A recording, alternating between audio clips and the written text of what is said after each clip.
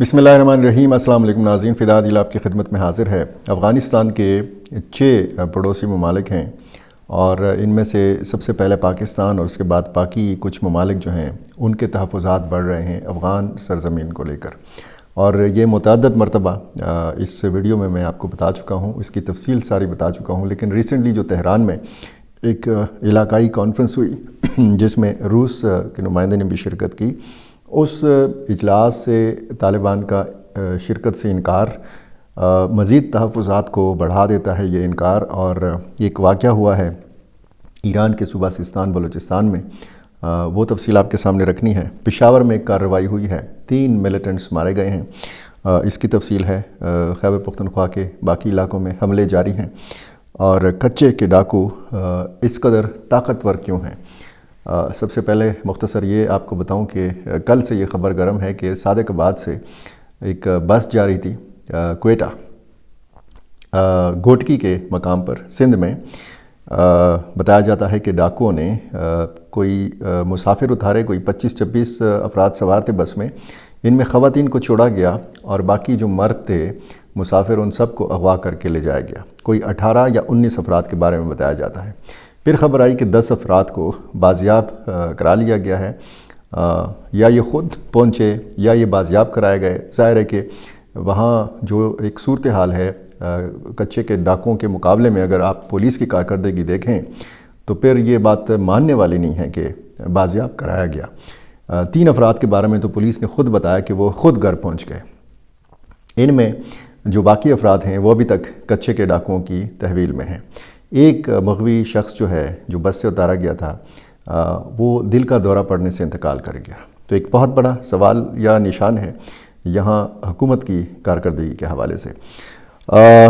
पख्तूनख्वा में जो है वो वाक़यात हो रहे हैं। एक तो बाजोड़ में गुज़श्ता रोज़ पोलियो की टीम के ऊपर हमला किया गया, एक पुलिस एहलकार इसमें शहीद हुआ और एक आम शहरी जो है ये भी इसमें शहीद हो गया। पोलियो की टीमों के ऊपर हमले ये इससे पहले भी होते रहे हैं और बाजोड़ में, बनू में, लकी मरवत में, सवाबी में, मर्दान में, ये बाकी जो अज़ला हैं यहाँ पे इस तरह की सूरत हाल जो है वो रही है। और लकी मरवत में एक पुलिस एहलकार को जो है ये शहीद किया गया है और उसके भाई को भी शहीद किया गया। इंतहाई एक अफसोसनाक वाक़या जिसमें 2 सगे भाइयों को शहीद किया गया है। मोटरसाइकिल पर ये सवार थे नामालूम अफराद ने, और ज़ाहिर है कि ये मिलिटेंसी की कार्रवाई है। लकी मरवत में टारगेट किलिंग का निशाना बनाया जाता रहा है पुलिस एहलकारों को, और ये कोई पहली वारदात नहीं है, ना कोई ये आखिरी वारदात है।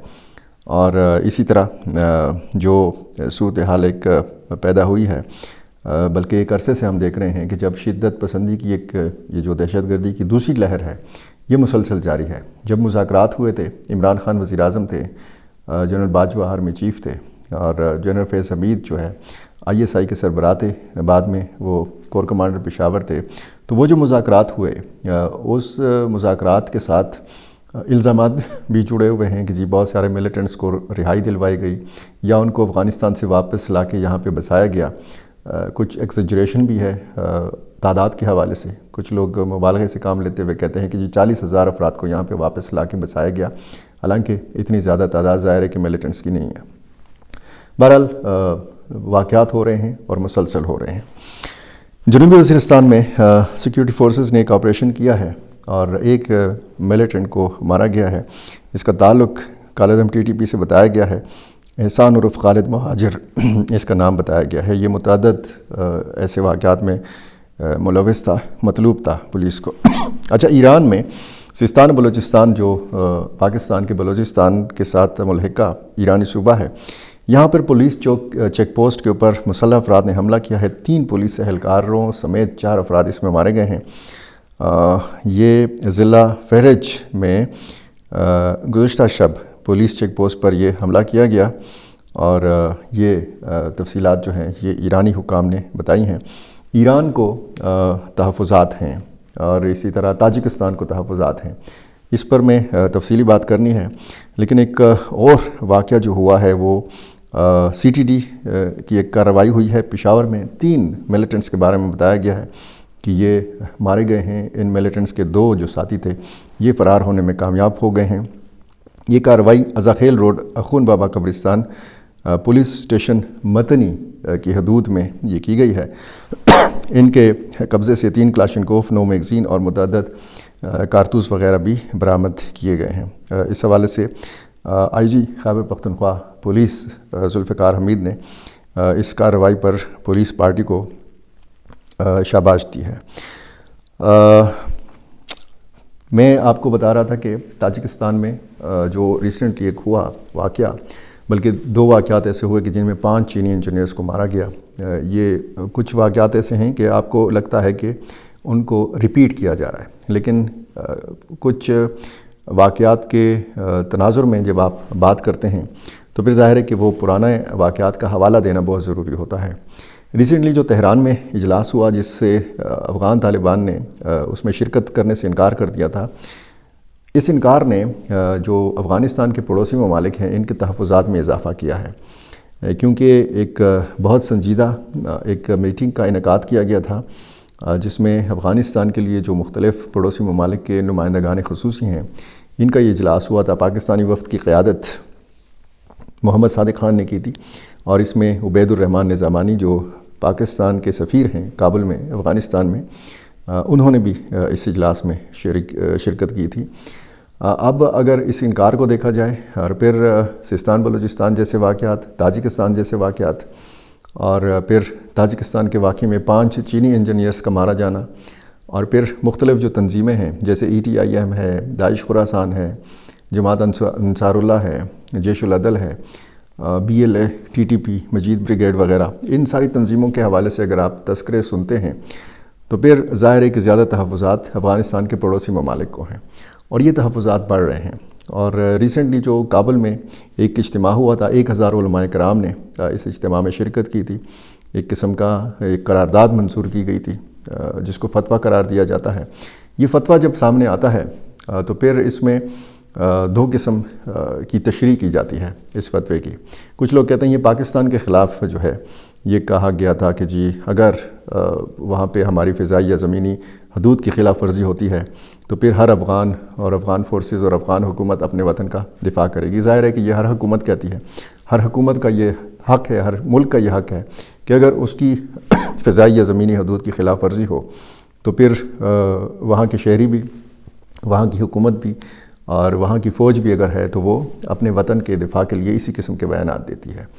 تو دوسری جو ایک پازیٹیو چیز تھی وہ یہی تھی کہ مجموعی طور پر اس فتوے کو پازیٹیو قرار دیا جا رہا ہے، پاکستان کے حق میں قرار دیا جا رہا ہے کہ آپ افغانستان سے باہر کہیں جا کے اگر لڑیں گے تو یہ مقدس لڑائی نہیں ہوگی، یہ جہاد نہیں ہوگا، آپ کا باہر جا کے لڑنا جائز نہیں ہے۔ تو یہ افغان طالبان کی آشیرواد حاصل تھی اس اجتماع کو، اور امیر خان متقی جو وزیر خارجہ ہیں افغانستان کے، انہوں نے اس فتوے کی باقاعدہ تائید بھی کی، ان کا بیان بھی سامنے آیا۔